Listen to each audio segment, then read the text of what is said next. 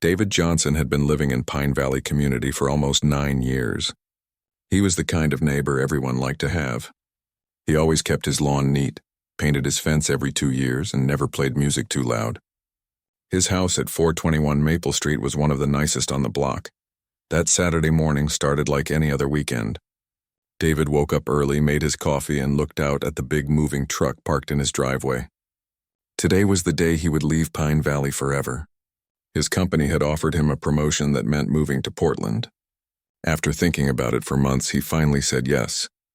The movers had arrived at 7 in the morning, just like they promised. David had hired Thompson Moving Company because they came highly recommended. The 3-man crew was professional and careful with his belongings. They wrapped his furniture in blankets and loaded his boxes with care. David stood in his garage, checking items off his moving list. He had followed every rule the Homeowners Association required. 2 weeks ago, he submitted his moving notification form. He got approval for the moving truck size and parking spot. He even paid the $50 processing fee without complaining, though he thought it was silly. His next-door neighbor, Mrs. Chen, came over around 9 o'clock. She brought him a thermos of hot coffee and a bag of homemade cookies. "We're going to miss you so much," she said with tears in her eyes. "You've been such a wonderful neighbor all these years." David smiled and hugged her. "I'll miss you too, Mrs. Chen. Thank you for always being so kind to me." Other neighbors stopped by throughout the morning. Mr. Rodriguez from across the street helped carry some heavy boxes. The young couple from 2 houses down brought him a farewell card, signed by several families on the block. It felt good to know that people cared about him. Everything was going smoothly until about 10:30. That's when Patricia Williams showed up. Patricia was the kind of person who made everyone uncomfortable at neighborhood meetings. She was 54 years old and had lived in Pine Valley for 15 years. She considered herself the unofficial watchdog of the community. Patricia knew every rule in the Homeowners Association handbook by heart. She also knew rules that didn't actually exist but sounded like they should. David first noticed her standing at the end of his driveway, holding her phone up like she was recording. She wore her usual outfit, a crisp white polo shirt with the Pine Valley logo, khaki shorts, and spotless white sneakers.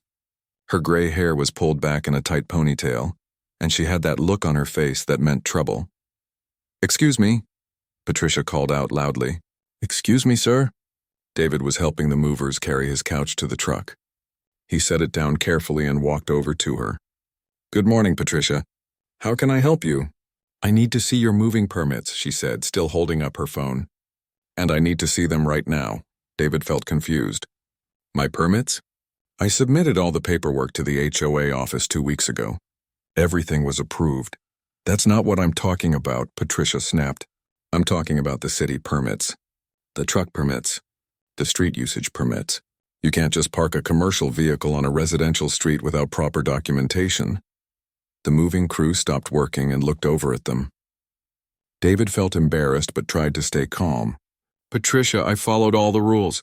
The HOA office told me exactly what I needed to do, and I did it." "Show me the paperwork," she demanded. "Show me right now or I'm calling the authorities." David sighed and walked to his car. He pulled out a folder from the passenger seat and brought it back to Patricia. Inside were copies of his HOA approval letter, his moving company contract, and his truck parking permit. Patricia snatched the folder from his hands and started flipping through the pages quickly. She held each document close to her face, squinting at the fine print. After a few minutes, she looked up with a frown. "This parking permit is only valid for today," she said accusingly. "Yes, that's right," David replied, "because I'm moving today." "But it doesn't specify the exact hours," Patricia continued. "How do I know you're not planning to keep this truck here all weekend?" David pointed to the moving contract. "The contract clearly states that the truck will be here from 7 a.m. to 6 p.m. today only. We'll be finished well before then." Patricia wasn't satisfied. She pulled out her own phone and started taking pictures of David's documents. Then she took pictures of the moving truck, including the license plate.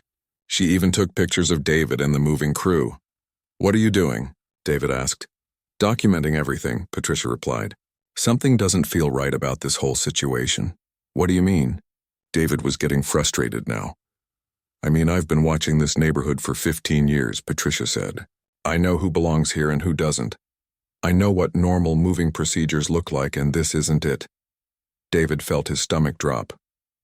He knew what she was really saying, even though she wouldn't say it directly. Patricia, I've lived here for 9 years. You know me. You've seen me at every HOA meeting. We've talked at the community barbecues. That doesn't matter, Patricia said, crossing her arms. Rules are rules, and I think you're breaking them. The moving crew had stopped working completely now. They stood near the truck, looking uncomfortable. The crew leader, a man named Tony, walked over to David. Is everything okay here? Tony asked.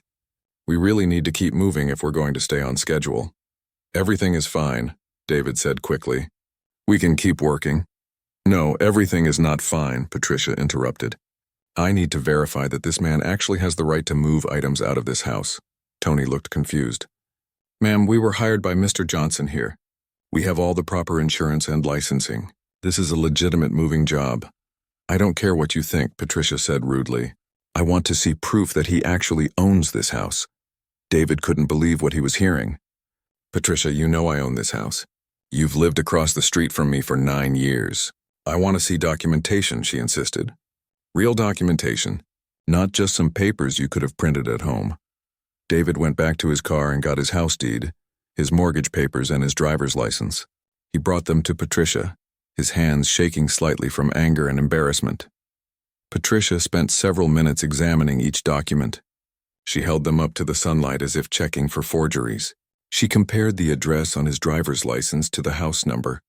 She even pulled out a magnifying glass from her purse to look at the deed more closely. I still don't like this, she announced finally. Something is definitely not right here. What exactly is not right? David asked, trying to keep his voice steady. Everything, Patricia said dramatically. The timing, the truck size, the crew, everything. I think you're trying to pull something over on this community, and I'm not going to let it happen. She pulled out her phone again and started dialing. I'm calling the police, she announced loudly. They need to investigate this suspicious activity immediately. David felt like the world was spinning around him. His neighbors had started coming out of their houses to see what the commotion was about. Mrs. Chen looked worried. Mr. Rodriguez was shaking his head in disbelief. The young couple from down the street whispered to each other while staring at the scene. Patricia, please don't do this, David said quietly. You know me. You know I'm not doing anything wrong. I know what I see, Patricia replied, already speaking to someone on the phone. And what I see looks very suspicious to me. 23 minutes later, 2 police cars pulled up to 421 Maple Street. David watched through his living room window as the officers got out of their vehicles. His heart was pounding even though he knew he hadn't done anything wrong. Officer Martinez was the first to approach. She was a woman in her 30s with kind eyes and a professional demeanor. Her partner, Officer Brooks, looked younger and seemed more serious. They both walked up the driveway with calm confidence. Patricia practically ran to meet them. She had been waiting by the mailbox, clutching her phone and her folder of complaints. David could see her talking rapidly, gesturing wildly toward his house and the moving truck. Officers, thank goodness you're here, Patricia said breathlessly. I've been trying to explain to everyone that something illegal is happening right in front of our eyes. Officer Martinez listened patiently while Patricia repeated her accusations. David decided to step outside and join the conversation. He walked slowly, keeping his hands visible and his movements calm. Good morning, officers, David said politely. I'm David Johnson. I live here and I'm moving today. Mr. Johnson, Officer Martinez replied with a nod. We received a call about suspicious activity. Can you help us understand what's going on? David explained the situation clearly. He was moving to Portland for work. He had hired Thompson Moving Company.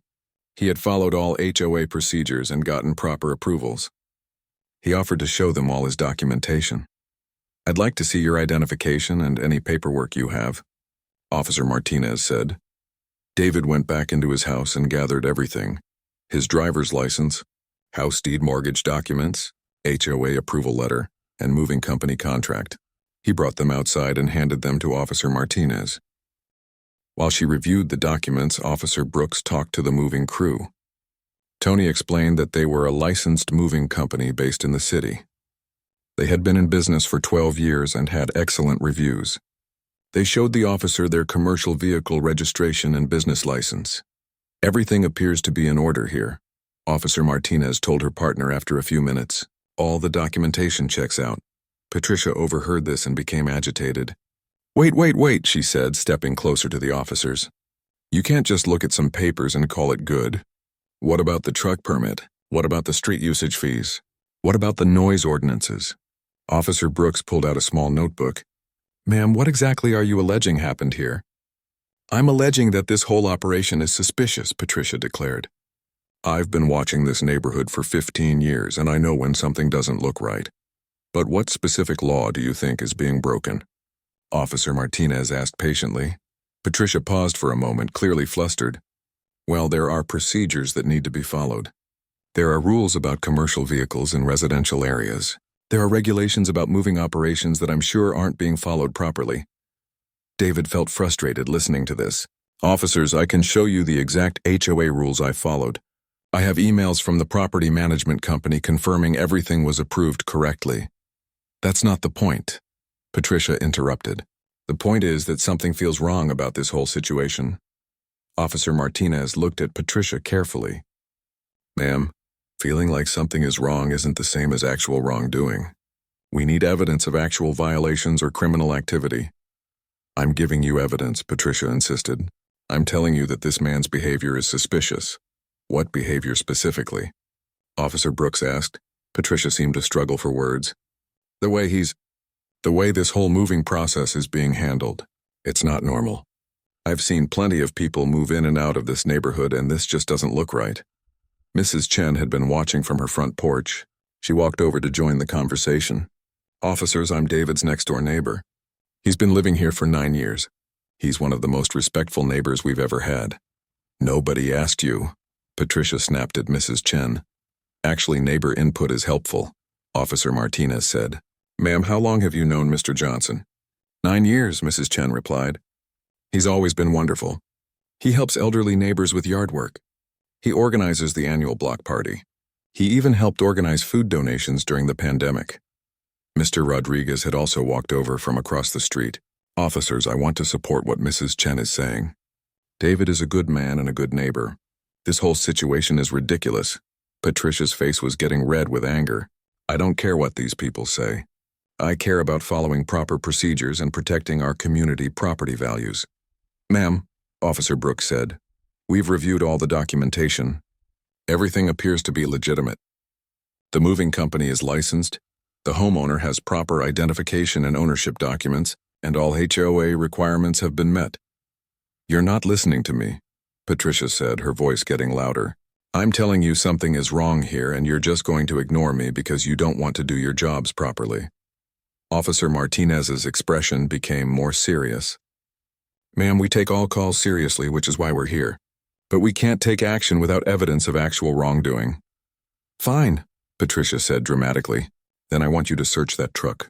I want you to verify that everything being loaded actually belongs to this man. David felt his chest tighten. Officers, I'm happy to show you anything you need to see, but this is getting out of hand. We don't have grounds for a search, Officer Brooks explained. All the documentation indicates this is a legitimate moving operation. Patricia was becoming more agitated by the minute. This is unbelievable. I call the police to report suspicious activity, and you're just going to take his word for everything? We're not taking anyone's word for anything, Officer Martinez said firmly. We're looking at documentation, verifying licenses, and following proper procedures. What about community safety? Patricia demanded. What about protecting the residents of this neighborhood? Don't our concerns matter? Of course, community concerns matter, Officer Brooks replied. But those concerns need to be based on actual evidence of wrongdoing. Patricia pulled out her phone again. Fine, I'm recording all of this. I'm documenting how the police refused to investigate obvious criminal activity. This will go straight to your supervisor.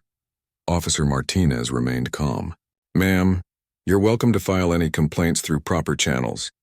However, threatening officers won't change the facts of this situation. More neighbors had gathered on the street now. Some were clearly uncomfortable with Patricia's behavior. Others seemed curious about what was happening. David noticed that several people were also recording with their phones. The moving crew had been standing quietly during all of this, but Tony finally spoke up.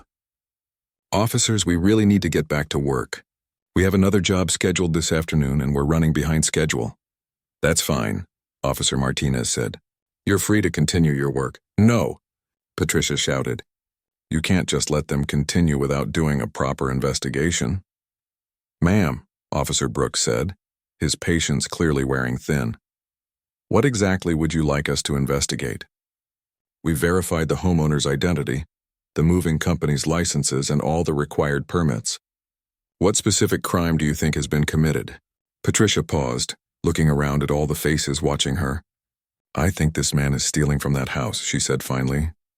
The statement hung in the air like a bomb. David felt like he'd been punched in the stomach. Mrs. Chen gasped audibly. Mr. Rodriguez shook his head in disgust. Ma'am, Officer Martinez said very seriously, that's a very serious accusation. Do you have any evidence to support that claim? I have evidence that something suspicious is happening, Patricia replied stubbornly. That's not the same thing, Officer Brooks pointed out. Accusing someone of theft is a serious matter. What specific evidence do you have that theft is occurring? Patricia seemed to realize she had crossed a line, but she was too committed to back down now. I know what I see, she said defiantly. And what I see looks like criminal activity to me. David couldn't stay quiet anymore. Patricia, I've been your neighbor for 9 years. You've been to my house for HOA meetings. You know I own this property. How can you honestly stand there and accuse me of stealing from my own home? Because something doesn't add up, Patricia replied. And I'm not going to ignore my instincts just to be politically correct. The phrase politically correct seemed to hang in the air with special weight.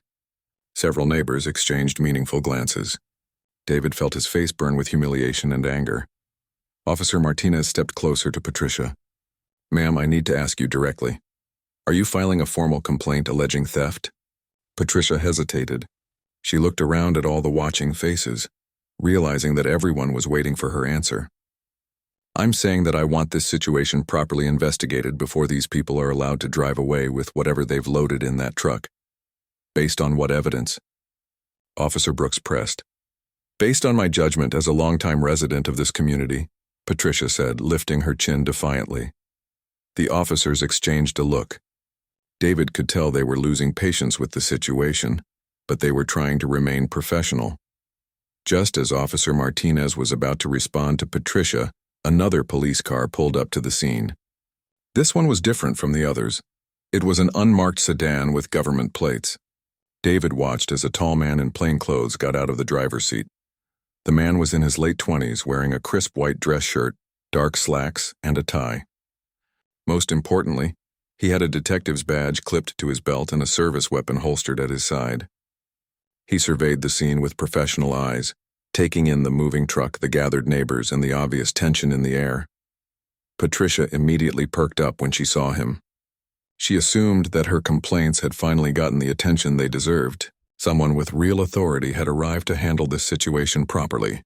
Detective, she called out, hurrying toward him with renewed energy. Thank goodness someone with actual authority is here.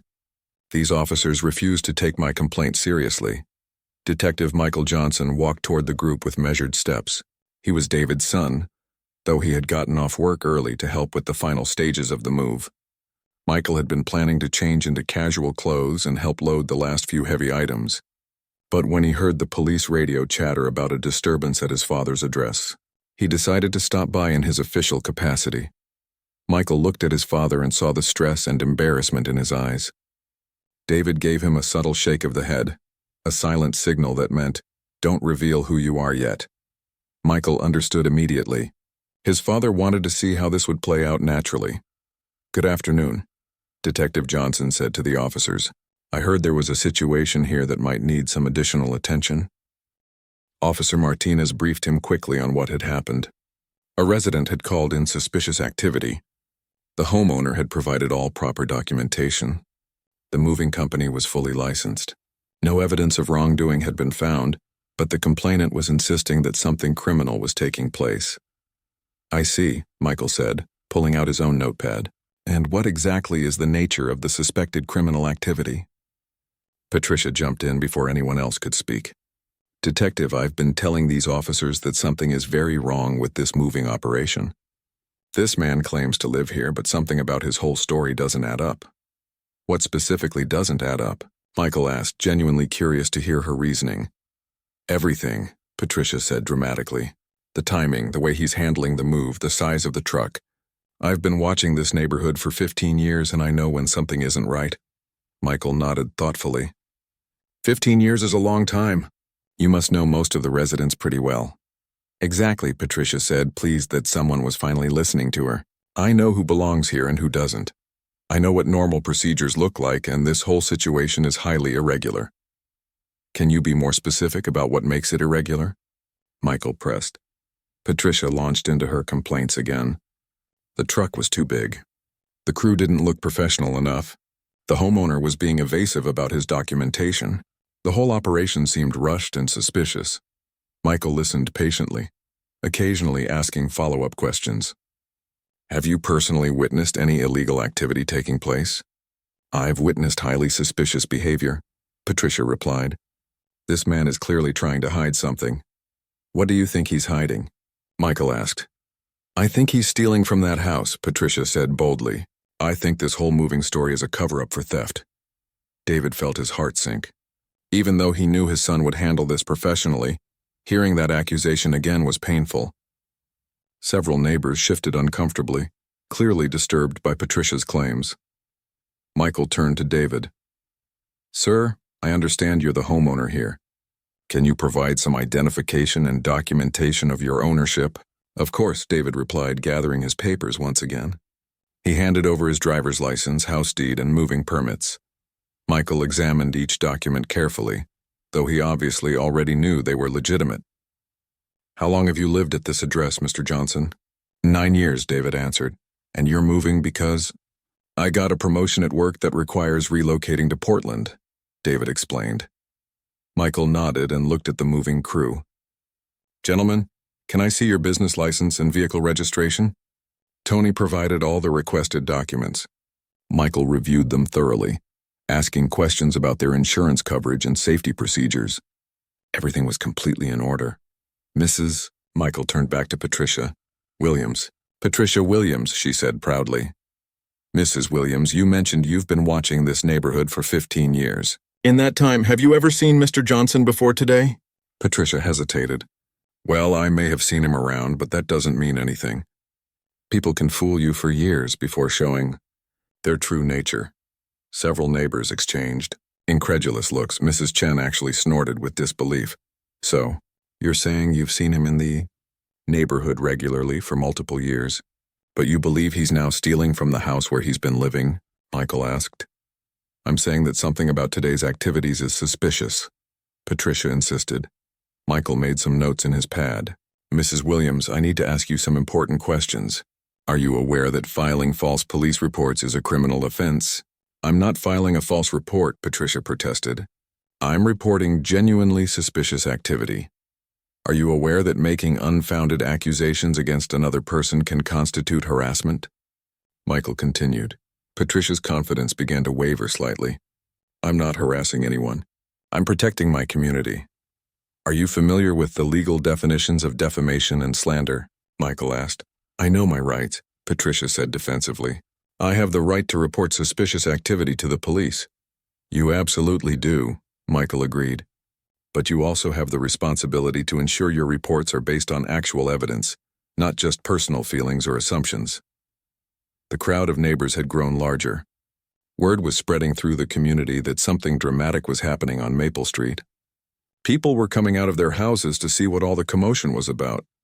Mrs. Williams, Michael said, I want to make sure I understand your complaint correctly. You're alleging that this man is stealing from this house, correct? Yes, Patricia said firmly. And your evidence for this allegation is what exactly? Patricia paused, realizing she was being backed into a corner. My evidence is that his behavior looks suspicious to me. Can you describe specifically what actions he took that appeared suspicious? Michael pressed. He was loading items into a truck, Patricia said. Loading items from his own house into a moving truck, Michael clarified. Allegedly his own house, Patricia corrected. But we've verified his ownership through multiple documents, Michael pointed out. Documents can be forged, Patricia said desperately. Michael looked at Officer Martinez. Have you had a chance to verify these documents through official channels? Yes, Detective, Officer Martinez replied. I ran his license and checked the property records. Everything is legitimate. Michael turned back to Patricia. So official verification confirms that Mr. Johnson is indeed the legal owner of this property, and yet you're still alleging that he's stealing from it? Patricia was starting to look flustered. I'm saying that something doesn't feel right about this whole situation. Mrs. Williams, Michael said seriously, feelings are not evidence. Suspicions are not proof. What you're describing sounds more like personal bias than legitimate concern about criminal activity. Personal bias? Patricia's voice rose sharply. How dare you suggest that I'm biased? I treat everyone in this neighborhood exactly the same. Mrs. Chen couldn't stay quiet anymore. That's not true, Patricia. You've never questioned anyone else's right to live here. You've never demanded to see anyone else's documentation for routine activities. Mind your own business, Patricia snapped at her. Mr. Rodriguez stepped forward. She's right, though. I've lived here for 12 years, and I've never seen you treat any other neighbor this way. That's because other neighbors don't engage in suspicious behavior, Patricia retorted. What suspicious behavior? Demanded a woman from down the street. Moving. Having movers help you move? Following HOA procedures? Patricia was getting surrounded by neighbors who were clearly fed up with her behavior. You people don't understand what I'm trying to do here. I'm trying to protect our property values and maintain our community standards. By harassing longtime residents? Asked another neighbor. By following proper procedures and asking appropriate questions, Patricia defended herself. Michael watched this exchange with professional interest. It was becoming clear that this was about more than just today's moving situation. There seemed to be a pattern of problematic behavior that the community had been dealing with for some time. Mrs. Williams, Michael said, interrupting the growing argument, I think we need to have a more serious conversation. Can you step over here with me for a moment? Patricia followed him a few steps away from the main group. Detective, I hope you understand that I'm just trying to be a responsible citizen. I see something that doesn't look right and I report it. Isn't that what we're supposed to do? Absolutely, Michael replied. Responsible citizens should report actual criminal activity. But what you've described today doesn't constitute criminal activity. What you've described sounds more like racial profiling. Patricia's face went pale. That's absolutely not what this is about. Then help me understand what it is about, Michael said. You have a neighbor who has lived here peacefully for 9 years. He's following all proper procedures for moving. He has all required documentation. Multiple neighbors vouch for his character. The only unusual thing about today is your reaction to a routine moving operation. Patricia stammered. Something felt wrong, Mrs. Williams, Michael said quietly. I think you need to be very careful about your next words, because what you say could determine whether you face charges for filing a false police report. Patricia's face had turned completely white as the detective's words sank in. The mention of possible charges seemed to shake her confidence for the first time all morning. She looked around nervously at all the neighbors watching her, many of whom were now openly showing their disapproval. Detective, I think there's been a misunderstanding, Patricia said, her voice much quieter now. I was just trying to be a good neighbor and report something that seemed unusual. Mrs. Williams, Michael replied firmly, let me be very clear about something.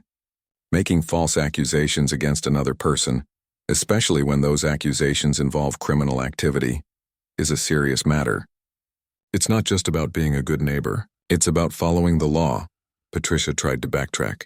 I never said anything false. I said the situation looked suspicious to me, and it did. Michael pulled out his notepad and flipped through several pages. Actually, let me read back some of your exact statements to the officers. You said, and I quote, I think this man is stealing from that house. That's not reporting something that looks suspicious. That's making a direct accusation of theft. The weight of her words hit Patricia like a truck.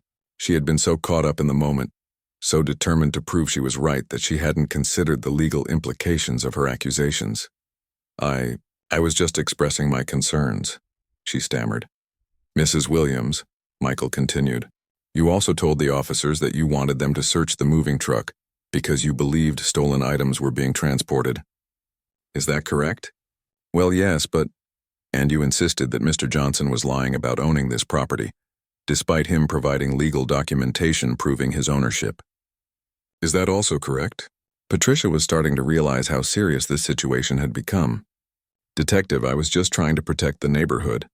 Michael's expression became more stern. Mrs. Williams, I need you to listen very carefully to what I'm about to tell you. You have just spent the last hour making false accusations against a citizen who was engaged in completely legal activity. You have wasted police resources on a completely unfounded complaint. You have caused public embarrassment and distress to a law-abiding resident of this community. The crowd of neighbors was growing larger, and Patricia could feel their eyes on her. Some were recording the confrontation with their phones.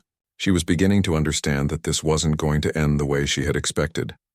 Michael looked at his notepad again. Furthermore, multiple witnesses heard you make statements that could be interpreted as racially motivated.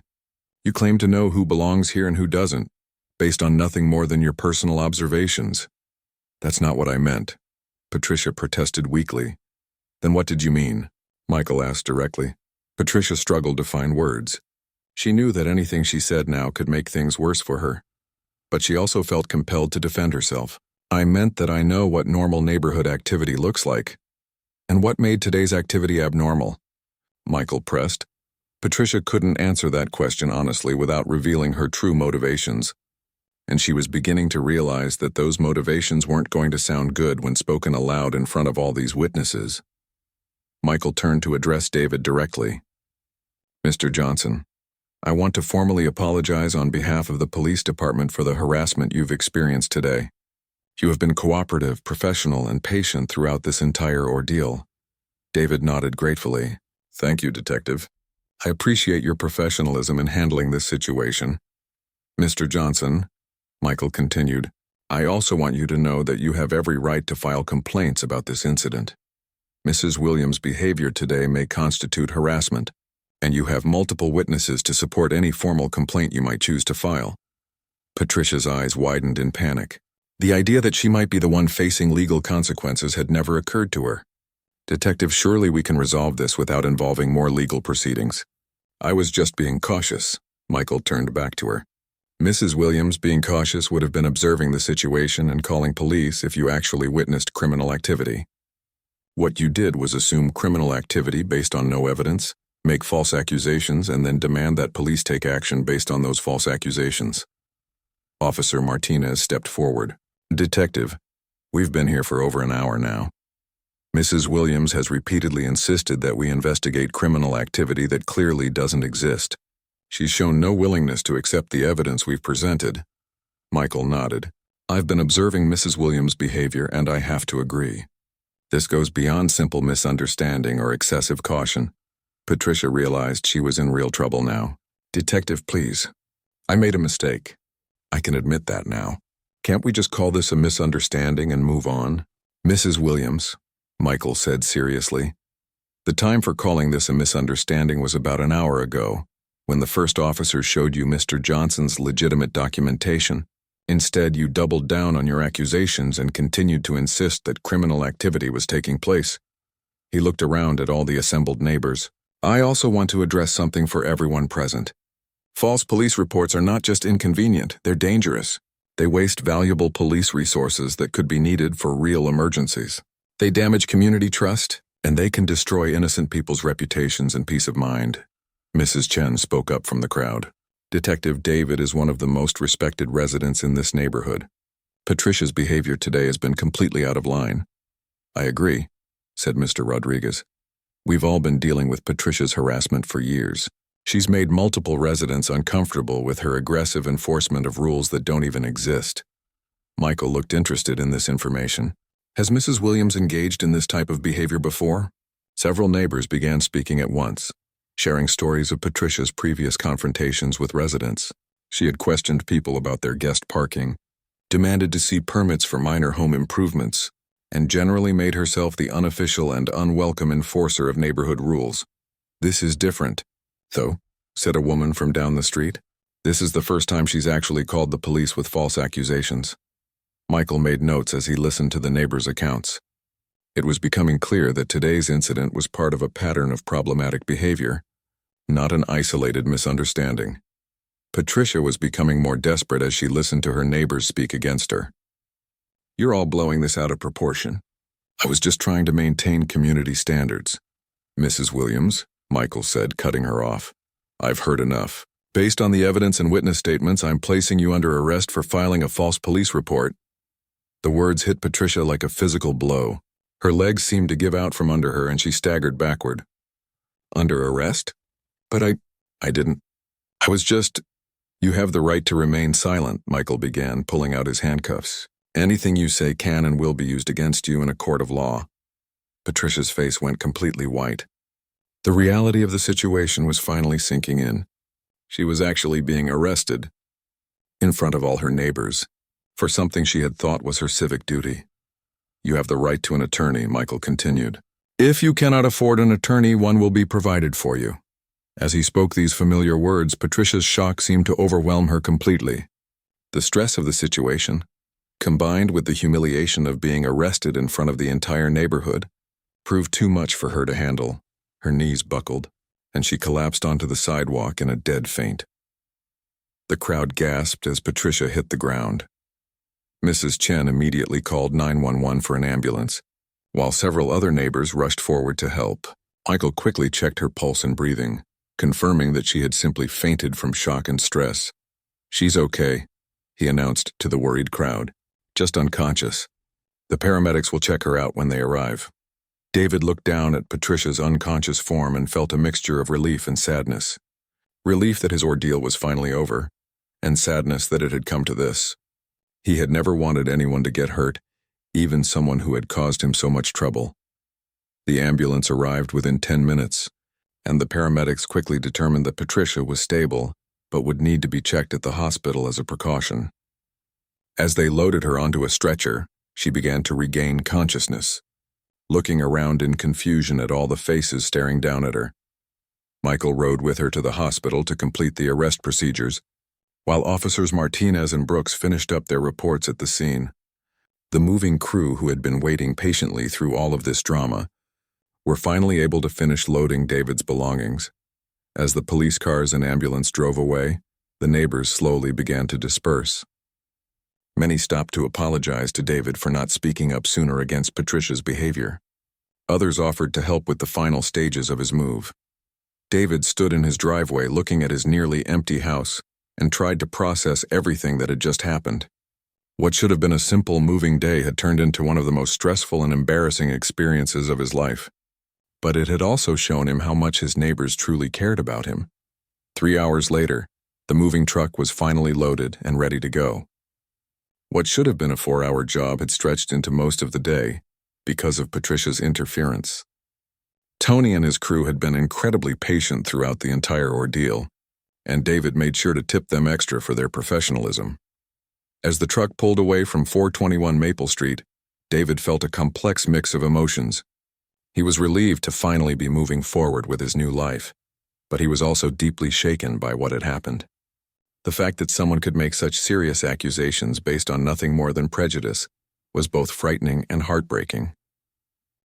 Mrs. Chen came over as David was doing his final walkthrough of the empty house. "I'm so sorry about what happened today," she said, tears in her eyes. "I should have spoken up sooner." "We all should have." "It's not your fault," David replied, hugging her goodbye. "You did speak up when it mattered. That meant everything to me." Mr. Rodriguez joined them, along with several other neighbors who had witnessed the morning's events. "David, we want you to know that Patricia doesn't represent how this community feels about you. You've been a wonderful neighbor and we're going to miss you terribly." "Thank you," David said sincerely. "Despite everything that happened today, I have so many good memories of living here. You've all been like family to me." The neighbors helped David load his final boxes into his car and made sure he had everyone's contact information. They promised to stay in touch and invited him to come back and visit any time. As David drove away from Pine Valley Community for the last time, he called his son Michael to let him know he was on the road. Michael had finished processing Patricia's arrest and had some updates to share. "How is she doing?" David asked, despite everything. "She's fine physically," Michael replied. "The doctor said she just fainted from stress." "But Dad, I have to tell you, this isn't going to end quietly. Her arrest is just the beginning." Michael explained that Patricia was being charged with filing a false police report, which was a misdemeanor that could result in fines and community service. But more importantly, several neighbors had come forward with stories of previous harassment and intimidation tactics that Patricia had used against other residents. The Homeowners Association is calling an emergency meeting for tomorrow night, Michael said. They want to discuss Patricia's behavior and potentially remove her from any official position she holds in the community. David wasn't surprised by this news. During his years of attending HOA meetings, he had often seen Patricia browbeat other residents into compliance with rules that weren't always fairly enforced. Today's incident had apparently been the final straw for many people. What happens next? David asked. Well, she'll have to appear in court to face the charges, Michael explained. Her lawyer will probably try to get them reduced or dismissed, but with multiple witnesses and recorded evidence, that's going to be difficult. At minimum, she'll likely face some kind of penalty. Michael paused before continuing. Dad, I also want you to know that what happened today has started some important conversations in the police department. We're going to use this incident as a training example for how officers should handle complaints that might be motivated by bias, rather than legitimate concerns. David felt proud of his son for taking such a professional approach to a personal situation. I'm glad something positive might come out of all this. 2 weeks later, David was settling into his new apartment in Portland when he received a phone call from Mrs. Chen. The HOA meeting had been packed with residents, and the board had voted unanimously to remove Patricia from her position as Neighborhood Watch Coordinator. They had also passed new guidelines about harassment and discrimination that would hopefully prevent similar incidents in the future. But the really big news, Mrs. Chen said excitedly, is that Patricia's house is going up for sale. Apparently, she's decided she can't face living in the neighborhood anymore after what happened. David felt a complicated mix of emotions about this news. He was glad that other residents wouldn't have to deal with Patricia's harassment anymore, but he also felt sorry for her. Her prejudices and poor judgment had cost her not just legal trouble, but her entire home and community. A month later, David received another call, this time from Mr. Rodriguez. Patricia had pled guilty to reduced charges and had been sentenced to community service and mandatory sensitivity training.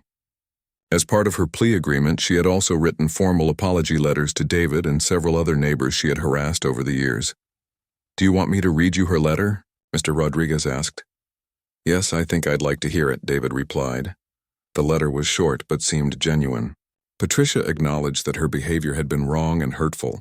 She admitted that her accusations against David had been based on assumptions and prejudices rather than facts. She apologized for the embarrassment and stress she had caused him, and she promised to work on becoming a better person through counseling and education. David appreciated the apology, though he knew it couldn't undo the humiliation he had experienced. Still, he hoped that Patricia would genuinely learn from this experience and treat people better in the future. 6 months after the moving day incident, David was thriving in his new job and enjoying life in Portland. He had stayed in touch with his former neighbors and had even visited Pine Valley Community once to attend the annual block party that he used to organize. The neighborhood had changed since Patricia's departure. The new residents who moved into her house were a young family with small children who quickly became beloved members of the community. The HOA had implemented new policies that emphasized inclusion and respect for all residents. And perhaps most importantly, neighbors had become more willing to speak up when they witnessed unfair treatment of others. Michael had been promoted to sergeant and was now helping train new officers on how to recognize and handle complaints that might be motivated by bias. He often used his father's experience as a case study in his training sessions, showing how important it is for police to look beyond accusations and examine the actual evidence. During one of their regular phone calls, Michael told his father about a recent incident where his training had made a real difference. We got a call about suspicious activity that sounded very similar to what happened to you, he said. But because of the training we've implemented, the responding officers were able to quickly identify that the complaint was based on bias rather than legitimate concerns. They handled it professionally and prevented the kind of escalation that happened to you. David was pleased to hear that his difficult experience was helping other people avoid similar situations. I'm glad something good came out of all of that. The incident had also sparked changes beyond just the immediate community. The local news had picked up the story, leading to broader discussions about prejudice in residential communities and the importance of treating all neighbors with respect and dignity. Several other homeowners associations in the area had reviewed their own policies and procedures to ensure they weren't inadvertently enabling discrimination.